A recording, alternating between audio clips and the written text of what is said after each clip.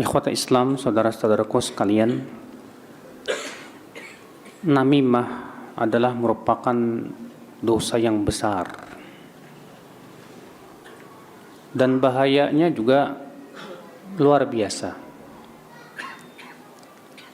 Makanya dulu penjajah Belanda ketika hendak menghancurkan pasukan musuhnya itu diantaranya dengan cara mengadu domba. Dipecah belah, dicerai-beraikan supaya kekuatannya hilang. Dengan seperti itu maka sangat mudah untuk dihancurkan. Oleh karena itulah Allah Subhanahu wa taala dan Rasulullah sallallahu alaihi wasallam melarang kita dari perbuatan namimah ini. Allah taala berfirman, "Wala tuti' kulla hallafin mahin hammazim masya'im bin namim." Wala tuti' kulla hallafin mahin. Jangan kamu taati setiap orang yang suka bersumpah dan hina. Yaitu siapa? Hammaz, orang yang suka meledek, mencela. Masya'im bin namim, dan berjalan dengan namimah, mengadu domba. Rasulullah sallallahu alaihi wasallam dalam hadis yang sahih bersabda, la yadkhulul jannah qattat. Tidak akan masuk surga qattat. Kata Al-Hafidz Ibnu Hajar, ai an-nammam, yaitu orang-orang yang melakukan namimah, mengadu domba itu. Maksudnya tidak akan masuk surga itu maksudnya gimana, Pak? Apakah berarti dia kafir, tidak akan masuk surga selamanya? Makna tidak masuk surga itu ada dua makna. Makna yang pertama, tidak masuk surga selama-lamanya. Bagi siapa? Bagi mereka yang menghalalkan namimah dan mengatakan namimah nggak apa-apa, halal, boleh. Padahal haramnya namimah itu dengan ijma' para ulama. Maka siapa yang menghalalkan apa yang Allah haramkan, maka ia sudah jatuh kepada kufur besar. Maka yang seperti ini, makna daripada hadis tersebut, kalau begitu dia tidak akan masuk surga selamanya. Adapun yang kedua, tidak masuk surga artinya untuk sementara waktu. Itu mereka yang melakukan namimah dan dia tahu itu haram dan dia mengakui itu dosa, tapi dia mengikuti hawa nafsunya. Maka ini pelaku dosa besar. Dan pelaku dosa besar menurut Ahlus Sunnah wal Jamaah tidak kafir dan tidak kekal dalam api neraka. Sehingga makna hadis ini tidak akan masuk surga, masuknya untuk sementara waktu. Iya. Yang jelas ini ancaman berat, Pak. Rasulullah mengatakan la yadkhulul jannah qattat, tidak akan masuk surga qattat itu. Bahkan Rasulullah SAW mengabarkan bahwa orang yang melakukan namimah itu diadab dalam kuburannya. Dalam hadis yang diriwayatkan oleh Bukhari dan Muslim, Rasulullah SAW melewati dua kuburan. Lalu Rasulullah SAW bersabda, innahuma la yu'adzaban. Dua mayat yang ada di kuburan ini sedang diadab oleh Allah Subhanahu wa taala.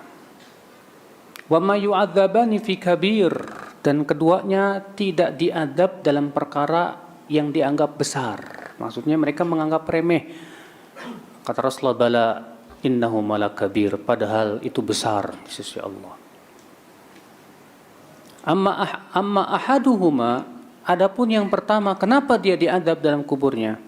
Fakana yamshi bin namimah, dia berjalan mengadu domba. Wa ammal akhar, adapun yang kedua, kenapa dia diadab dalam kuburnya? Fakana la yastanzih minal baul, ia tidak berhati-hati dari air kencing. Ikhwata Islam, saudara-saudaraku sekalian, lihat Rasulullah SAW mengabarkan bahwa orang yang melakukan namimah, mengadu domba, dalam kuburnya akan disiksa oleh Allah Subhanahu wa taala. Dan siksa kubur itu mengerikan sekali, Pak.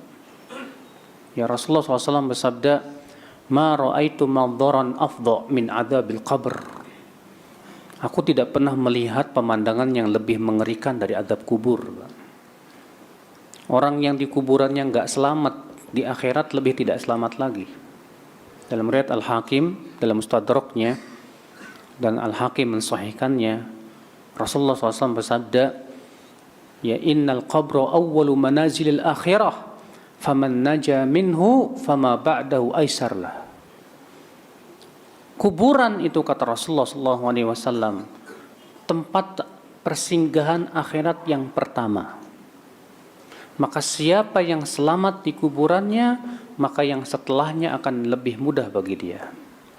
Wa man lam yanju minhu, dan siapa yang tidak selamat di kuburnya, maka yang setelahnya lebih sulit buat dia.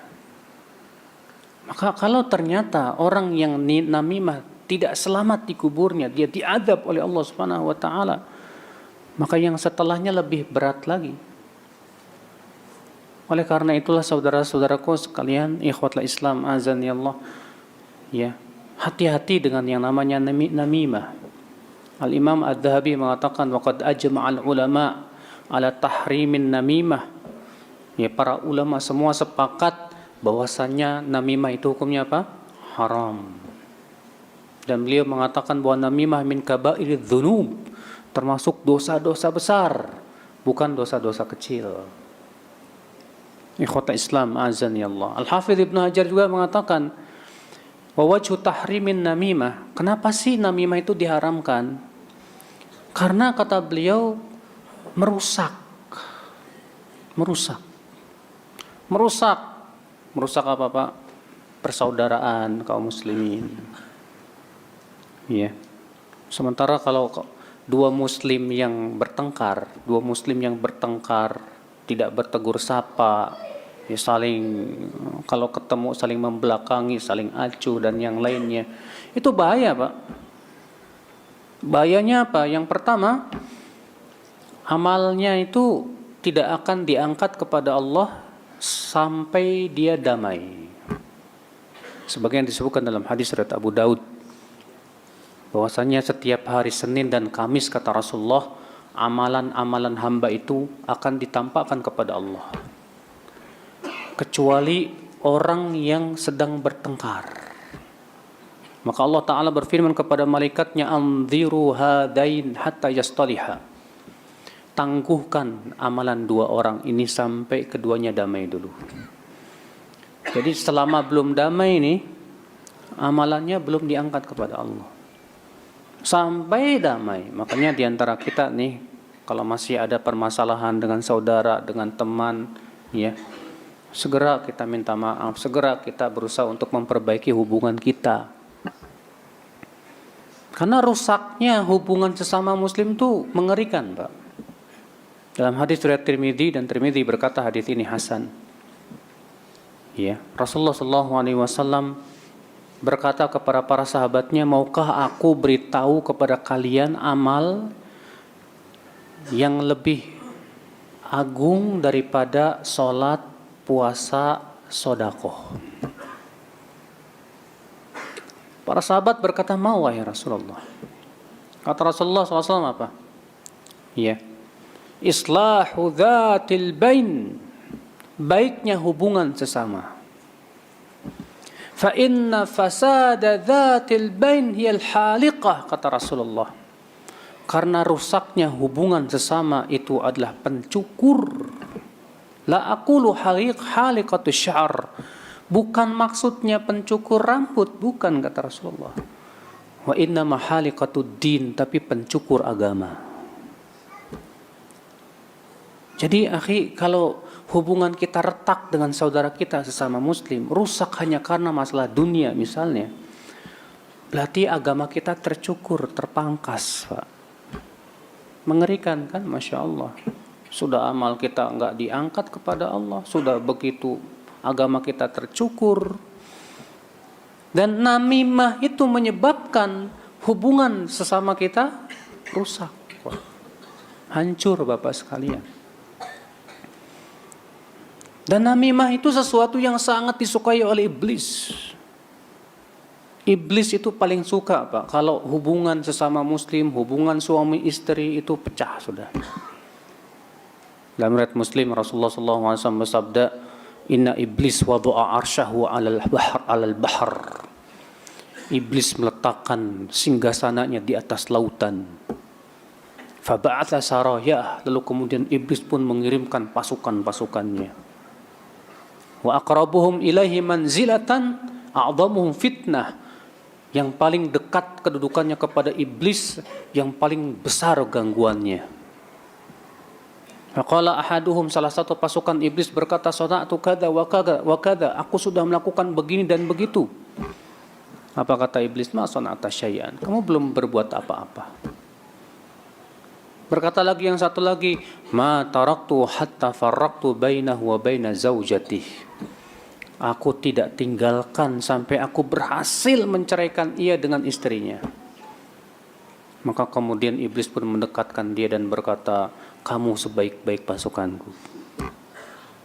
Berarti kalau sudah berhasil Pak memecah belah, ini pasukan iblis yang paling didekatkan kepada iblis. Terkadang ya akhwat Islam, namimah itu bisa memecah belah antara suami dan istri.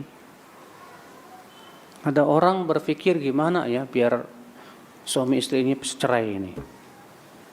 Ya, ke suaminya nyampaiin berita buruk tentang istrinya, ke istrinya nyampaiin tentang berita buruk suaminya, akhirnya berantem, cerai. Ikhwatul Islam, saudara-saudaraku sekalian. Maka saudaraku sekalian, ikhwatul Islam, azani Allah wa iyyakum. Apa sebab-sebab munculnya namimah, Pak? Banyak faktor dan banyak sebab munculnya namimah.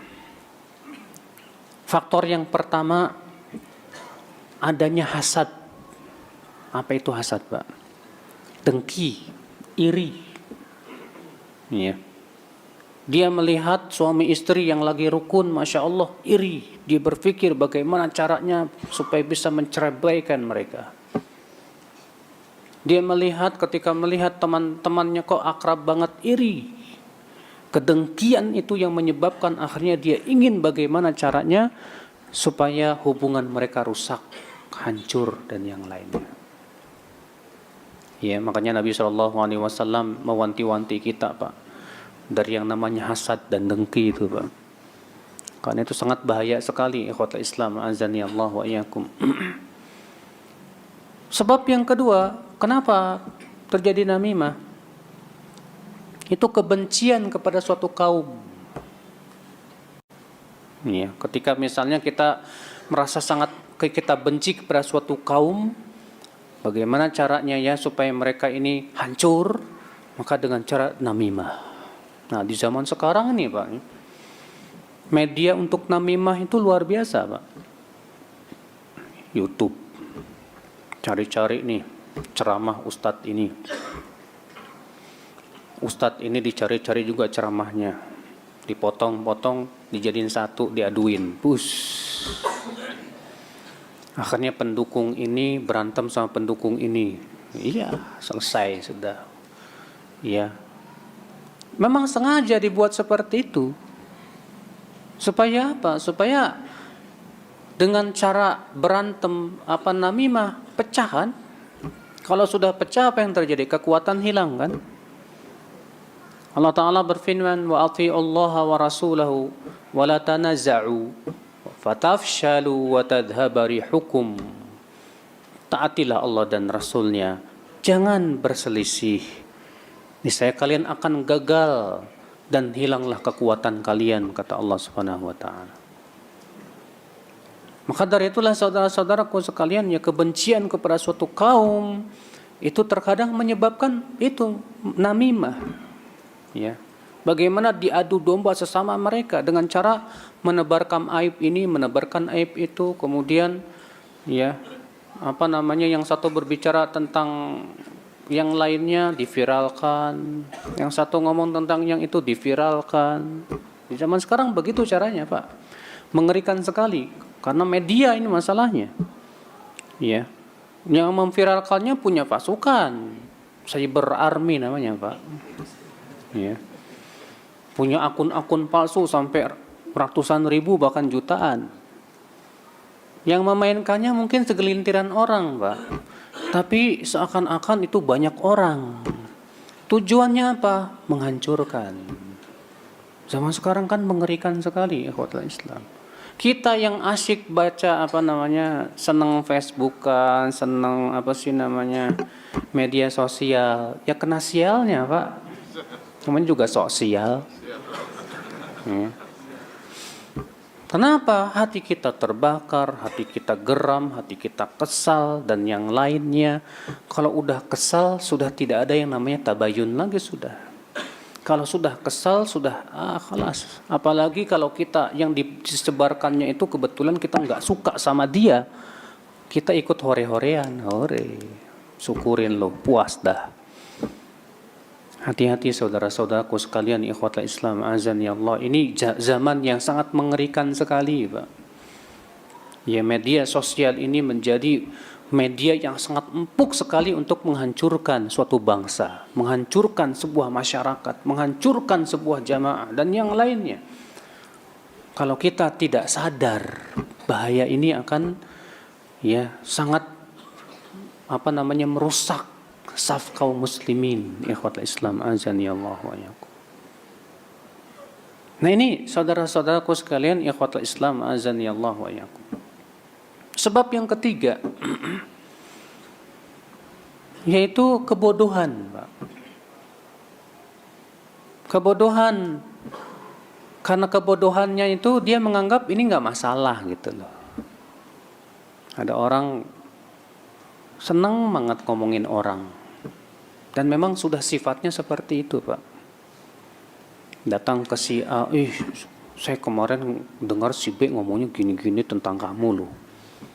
Datang ke si B ngomong, itu si A ngomong ke saya kemarin ngomongnya gini.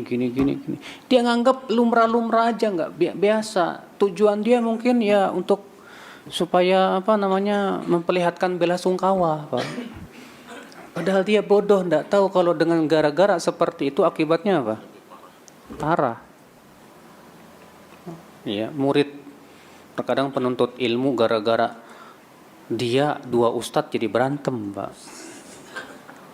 Datang ke ustadz ini, ustadz kata ustadz Fafu, antum katanya bodoh.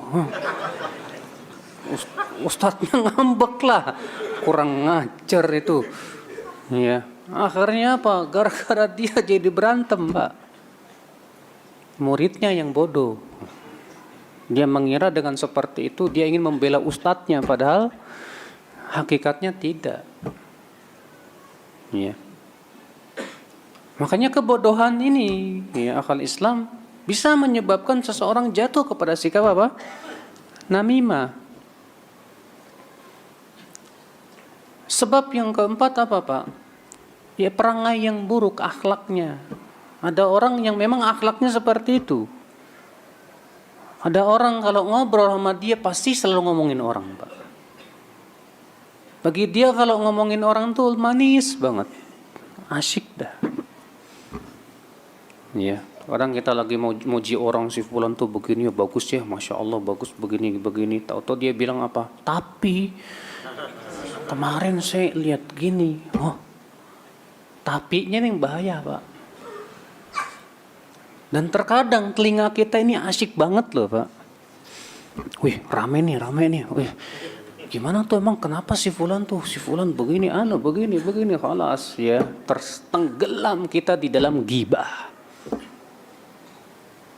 Kalau kita sudah tenggelam dengan ghibah, Pak, dan kemudian orang itu menjelek-jelekan orang yang sedang digibah tersebut, setidaknya hati antum kotor kepada orang tersebut. Iya tidak, Pak? Kalau misalnya si A sedang digibah di hadapan antum dan antum mendengarkannya dan tidak ada pengingkaran, bahkan antum merasa asyik dengan itu, saya yakin antum ketika ketemu sama si A berubah wajahnya. Iya tidak? Akan berubah dengan dia sikap antum yang tadinya senyum lebar sekarang jadi sinis.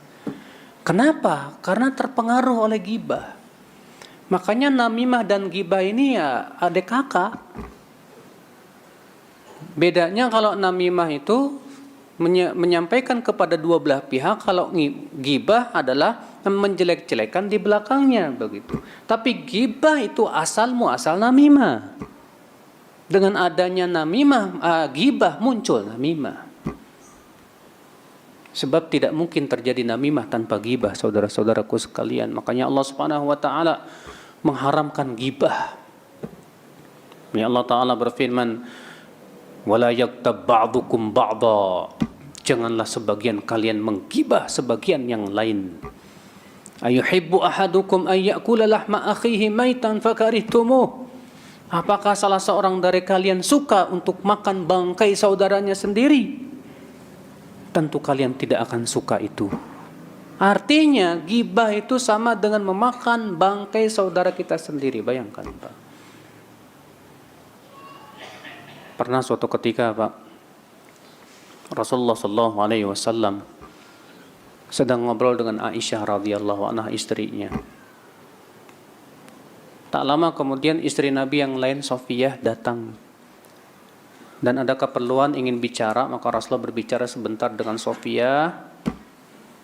Pergilah Safiyah. Yang namanya, Pak, kalau punya beberapa istri pasti ada sedikit kecemburuan satu sama lainnya, Pak. Ya, tapi saya baru satu istrinya, Pak, maaf ya. Menghikayatkan saja. Apa kata Aisyah? Ya Rasulullah, hasbuk min Safiyati kadza. Ya Rasulullah, cukuplah bagi kamu Safiyah itu begini. Aisyah hanya apa? Berisyarat saja. Cukuplah bagi kamu Safiyah itu begini. Maksudnya pendek. Apa kata Rasulullah kepada Aisyah? Ya Aisyah, laqad qulti bi kalimatin law muzijat bima'il bahar lamazajathu. Hai Aisyah, kamu sudah mengucapkan kata-kata yang apabila kata-kata kamu tersebut dicampur dengan air laut, kotor air laut itu. Hanya karena apa? Isyarat saja, Pak. Gimana dengan ucapan? Gimana kalau ternyata menjelek-jelekan? Makanya ghibah ini berat. Ghibah sumber namimah. Kalau kita bisa meninggalkan ghibah, kita pun bisa akan meninggalkan apa? Namimah biidznillah. Tapi kalau lisan kita manis menggibah, kita akan jatuh kepada yang lebih berat dari itu. Namimah. Mengadu domba sesama kaum muslimin. Ikhwatal Islam azani Allah wa iyyakum. Maka saudara-saudara kaum ini sebab yang keempat, adanya perangai yang buruk. Ada orang yang memang manis sekali lisannya untuk ngomongin orang gitu, Pak. Ya. Nah, sekarang bagaimana sikap kita terhadap orang yang menyampaikan namimah ke kita? Ketahuilah saudara-saudaraku sekalian, kalau ada orang datang ke kamu, lalu dia berkata begini, Fulan, tahu nggak kemarin saya mendengar si Fulan jelek-jelekin kamu loh. Apa yang harus kita lakukan? Kata Imam Adz-Dzahabi, lakukanlah beberapa perkara berikut ini. Perkara yang pertama, jangan membenarkan dia.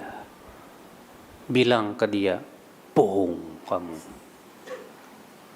Kalau dia berkata, demi Allah, saya bersumpah, saya mendengar.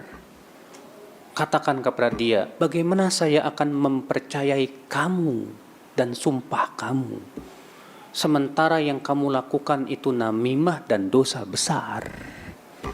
Dan perkataan pelaku dosa besar tidak diterima.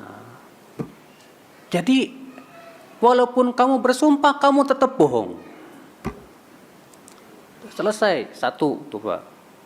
Bilang, bohong kamu, dusta kamu. Jangan dikasih pintu pembenaran, Pak. Kalau kita kan enggak. Yang benar, kurang ajar ya.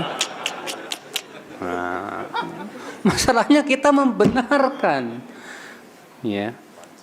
Kalau sudah terpancing emosi, apa yang terjadi? Kita balas menjelek-jelekan dia. Tapi kalau kita bohongkan, nggak ada pintu, Pak. Bohong kamu itu, pendusta kamu itu, ya, pelaku dosa besar kamu itu. Loh, kok bisa begitu? Iya, kamu menyampaikan ucapan dia ke saya, berarti kamu sama saja mau mengadu domba. Maaf, saya bukan domba ya. Ikhwata Islam azani Allah. Ini yang pertama. Ya, kata beliau, Allah yusaddiqahu, yaitu jangan membenarkan ucapannya. Kenapa? Karena dia fasik, pelaku namimah. Yang kedua, ya, an yanhahu wa yansahuhu, larang dia dan nasihati dia. Akhi, kamu tahu nggak yang kamu lakukan tuh namimah, tahu nggak? Terkadang kan Pak, supaya kita tidak menyalahkan dia pakai muqaddimah Pak, pinter. Dia bilang gini Pak, Mas, bukannya saya mau ngadu domba ya Mas ya. Ini setannya pinter banget Pak, pakai muqaddimah dulu. Ya, jadinya kita percaya gitu. Oh, bukannya saya mau ngadu domba ya. Padahal itu ngadu domba gitu loh. Bukannya saya mau gibah ya Mas ya. Ya itu gibah namanya. Dasar lo kampret gitu.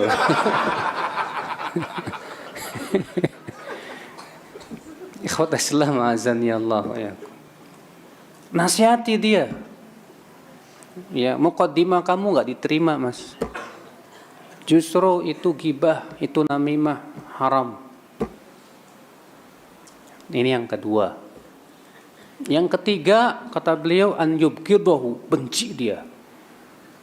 Artinya perlihatkan kebencian kita ke dia di saat itu.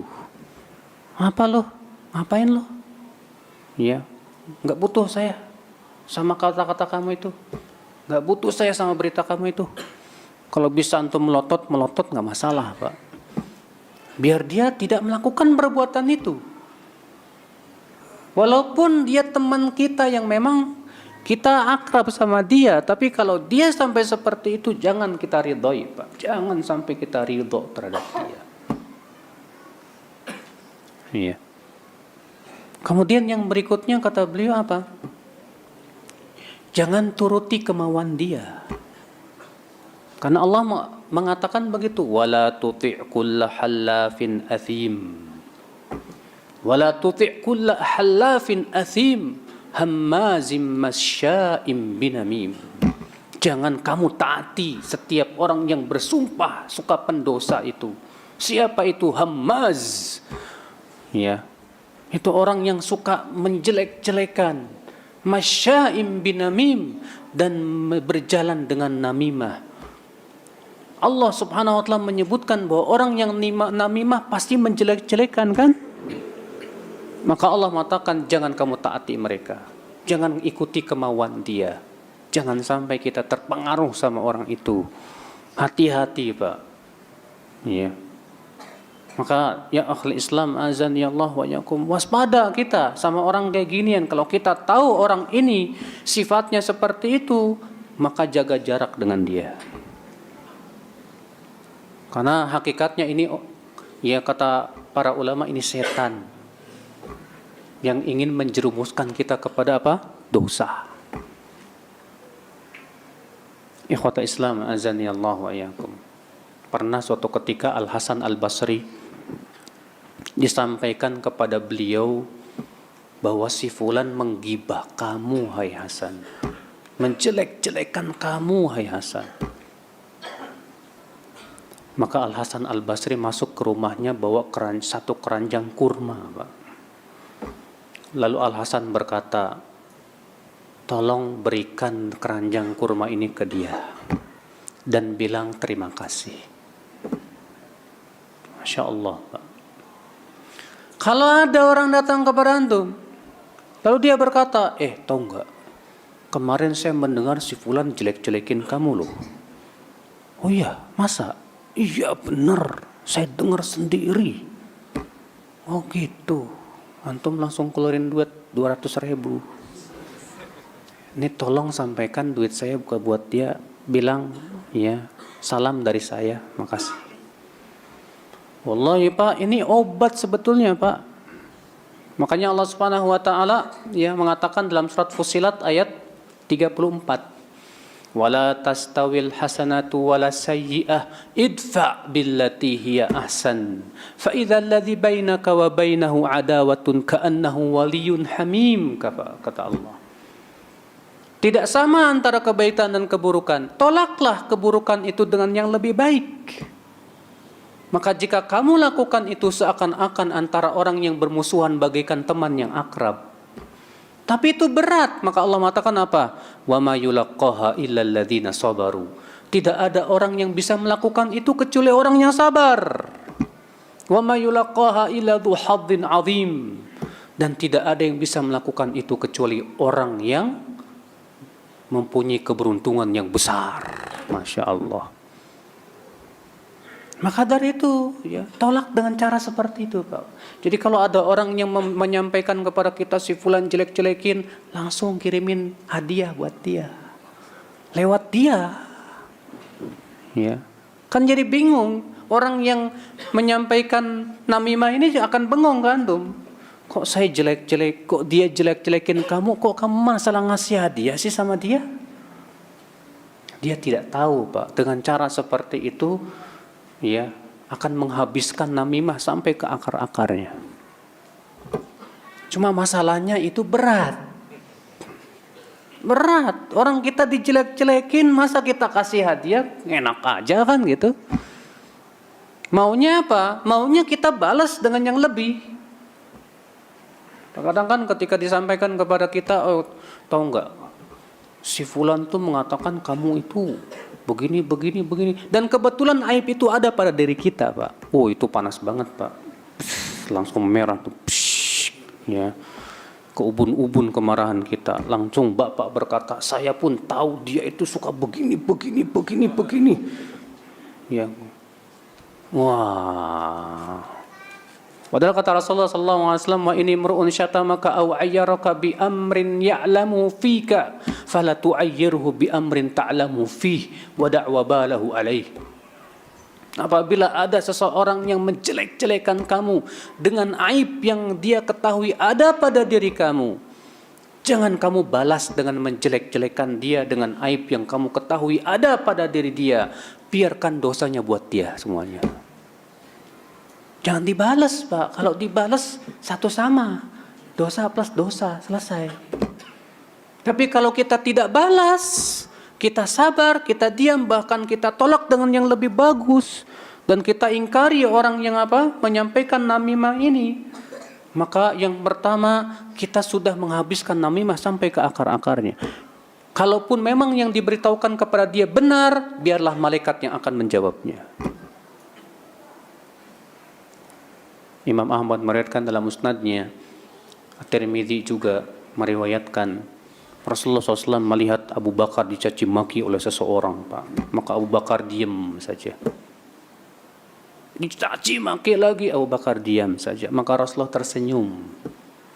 Dicaci maki lagi, Abu Bakar diam lagi.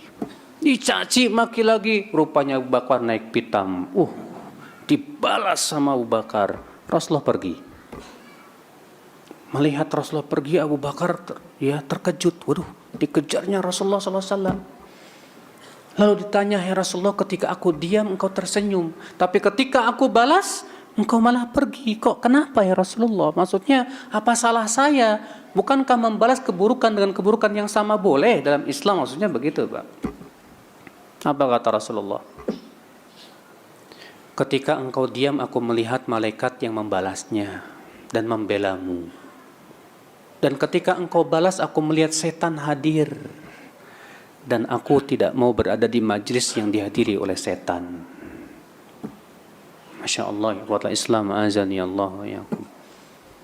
Makanya, akhi, kalau ada orang datang ke kita menyampaikan bahwa si fulan menjelek-jelekan, ini setan hadir nih, Pak. Nih. Kita nggak boleh berada di majlis yang dihadiri oleh apa?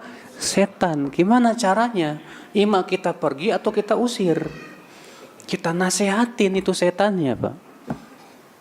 Kita beritahu bahwa itu tidak boleh, haram, gak boleh ya akhal Islam. Nah, saudara-saudaraku sekalian, ikhwatul Islam azani Allah wa yakum. Maka dari itu saudaraku sekalian, bagaimana caranya supaya kita tidak terjatuh kepada namimah?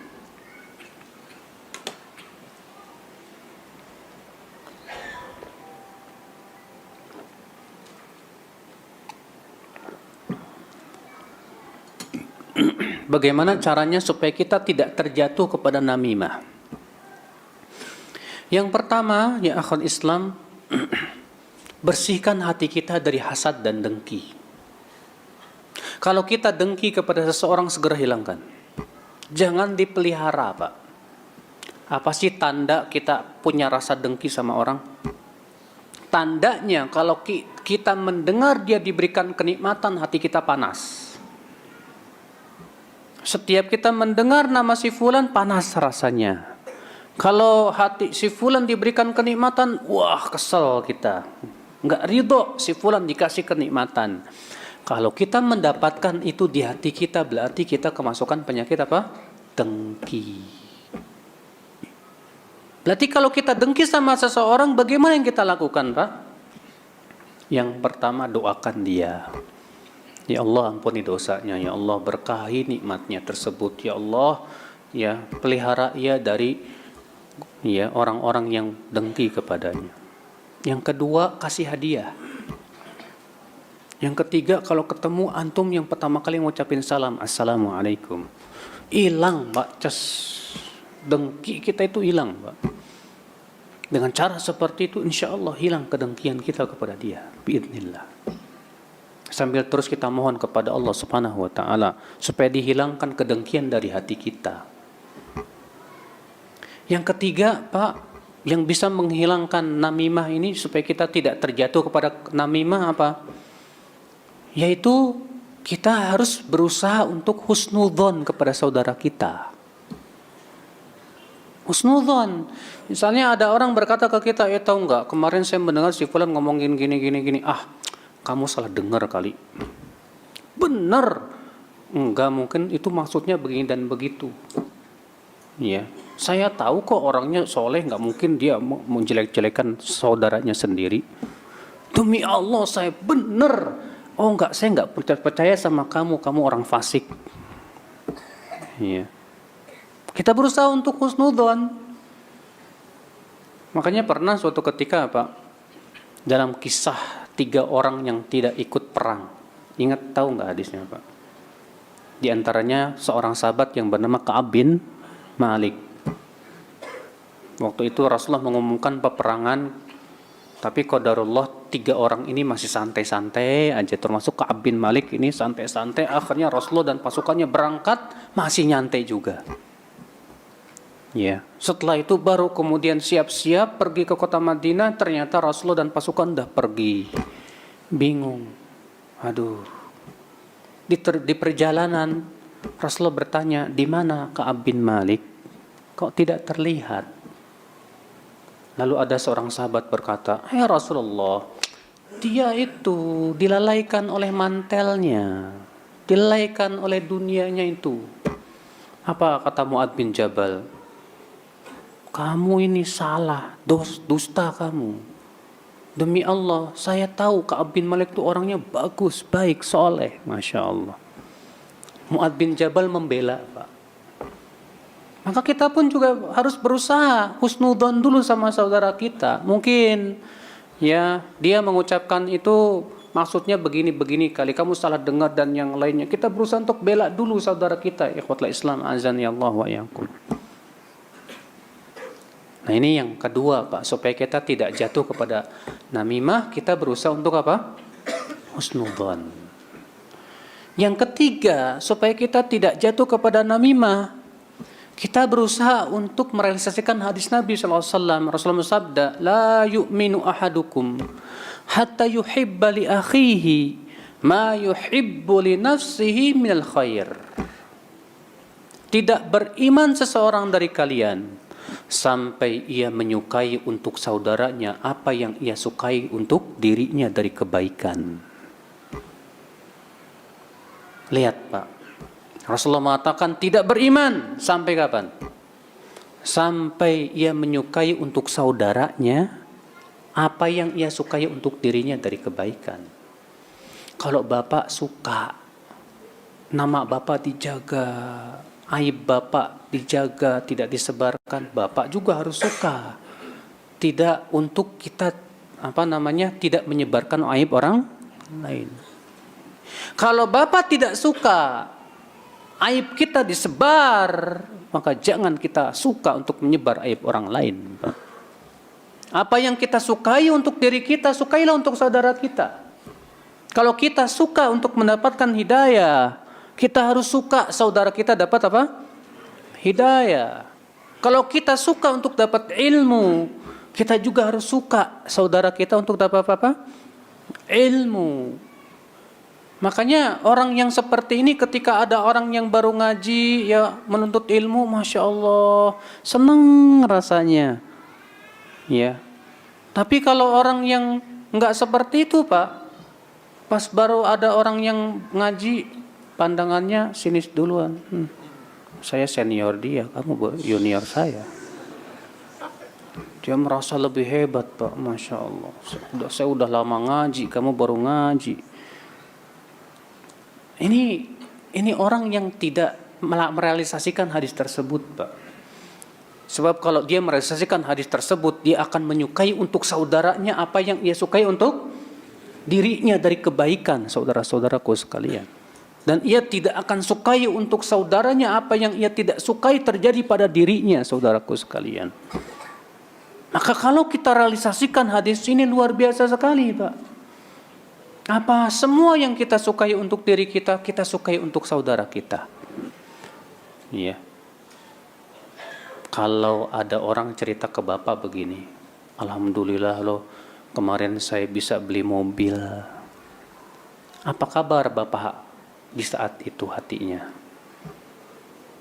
Terkadang ada orang, Mbak, ketika ada orang cerita kebaikan, nikmat yang Allah berikan kepada dia, alhamdulillah, kemarin saya bisa beli mobil. Bapak langsung sinis dan berkata, gitu aja cerita-cerita. Pamer banget sih.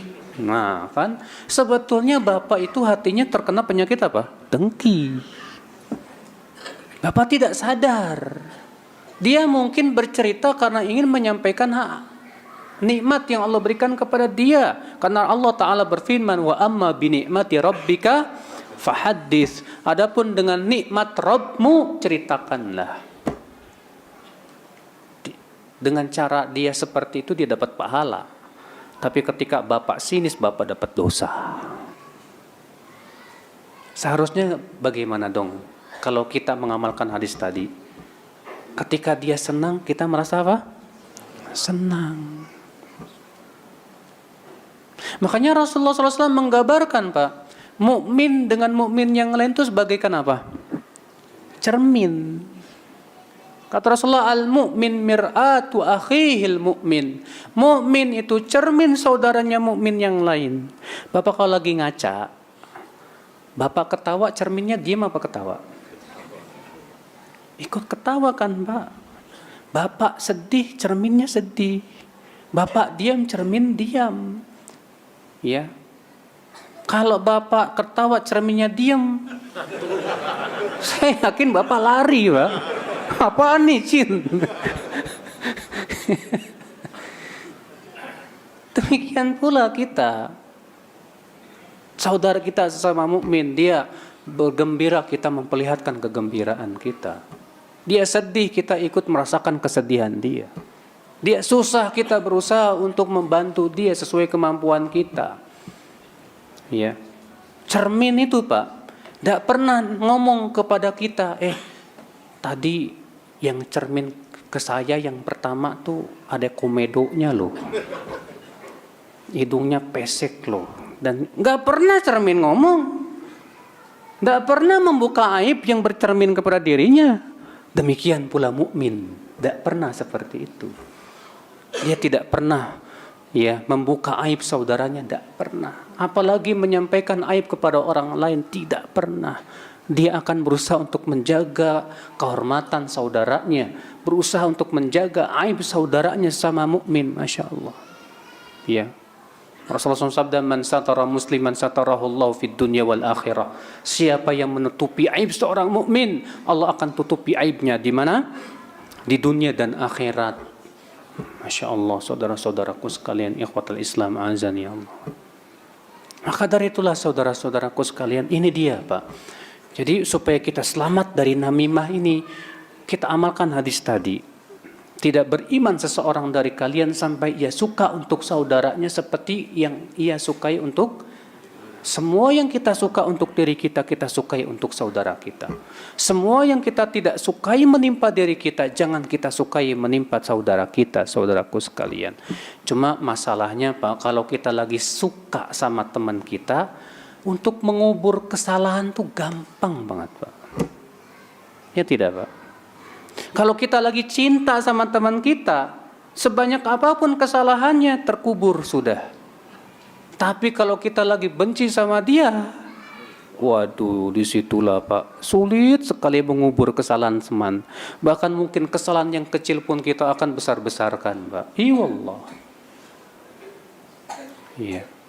Makanya Pak, kalau kita sedang benci sama dia, jangan sampai menjadi orang yang suka membuka aib dia Pak. Jangan sampai. Sudah masuk ini 2 menit lagi. Itu kok ada azan? Oh ya. Sampai mana tadi? Ya artinya kalau kita berantem sama dia, kita ya nggak akur sama dia misalnya, tapi ketika kita mendengar dia digibah, jangan ridho. Pernah suatu ketika Khalid bin Al-Walid dipecat sama Umar bin Khattab. Kenapa Umar memecat Khalid sebagai panglima jadi pasukan biasa? Karena Umar khawatir masalah akidah. Khalid bin Walid ini Pak, panglima perang tidak pernah kalah. Sekalipun tidak pernah kalah. Umar takut. Mereka tawakalnya kepada Khalid bukan kepada Allah. Maka dipecat, dijadikan Khalid sebagai apa? Manusia lumrah Pak, kalau udah lama jadi pejabat diturunin gimana gitu hatinya, ya kan? Lumrah. Antum aja udah lama ya jadi DKM masjid, tahu-tahu diturunin, kesel banget itu kan.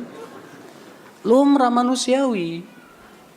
Rupanya ada orang yang mengambil kesempatan ini, maka ia jelek-jelekan Umar bin Khattab di hadapan Khalid bin Walid. Apa kata Khalid? Mah, diam kamu. Antaraku dan Umar itu tidak sampai kepada agama kami. Begitu harusnya. Walaupun kita tidak suka sama dia, kita benci sama dia, tapi kalau ada yang ghibah, jangan suka juga. Kenyataan nggak begitu kan? Kalau kita sedang nggak suka sama dia, dia digibah, wah kesempatan. Tambahin lagi udah, iya memang betul kemarin juga saya tuh hancur sudah Pak. Yang kayak ginian nih Pak, yang bisa semakin merusak. Cukuplah kita tidak suka sama dia. Kalau kita tidak suka sama dia, jangan sampai kita suka dia digibah. Sebagaimana Bapak pun tidak suka untuk digibah oleh dia. Ya kan? Naam ya akhal Islam azan ya Allah wa yakum. Baik, saya kira cukup dulu sampai di sini.